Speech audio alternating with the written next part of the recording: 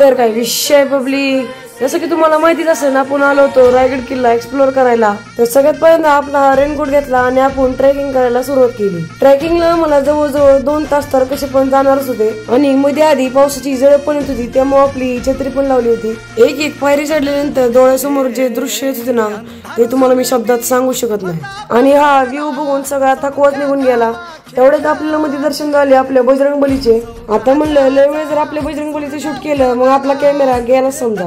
त्यामुळे जास्त रिस्क न घेता आम्ही ट्रेकिंगला परत सुरुवात केली. आणि आम्ही आता ठरवलं होतं की आता 10-10 मिनिटाला ब्रेक घ्यायचा नाही, आता आपण डायरेक्ट महाद्वारला थांबायचं. अजून थोडी ट्रेकिंग करून झाल्यानंतर असं वाटत होतं की आपण डायरेक्ट ढगातच चालतोय, पण हे ढग नसून आपला श्रीमंत रायगड किल्ला आहे. त्याच्यानंतर आम्हाला दिसला असा सुंदर असा वॉटरफॉल. मग आम्ही शेवटी पोहोचलो आपल्या महाद्वारवर. मग इथं आल्यानंतर आपण मस्त फोटो काढले आणि परत एकदा ट्रेकिंगला सुरुवात केली. महाद्वार पासून आपल्याला जास्त ट्रेकिंग करायचं नव्हतं. त्याच्यानंतर आम्ही पोहोचलो आपल्या मेन लोकेशनवर आणि इथं आल्यानंतर जे आम्ही स्वर्ग बघितले ना ते मी शब्दात सांगू शकत नाही. तर हे आहे आपल्या छत्रपती शिवाजी महाराजांचा पुतळा आणि तिथून थोड्याच अंतरावर आहे आपल्या महाराजांची समाधी.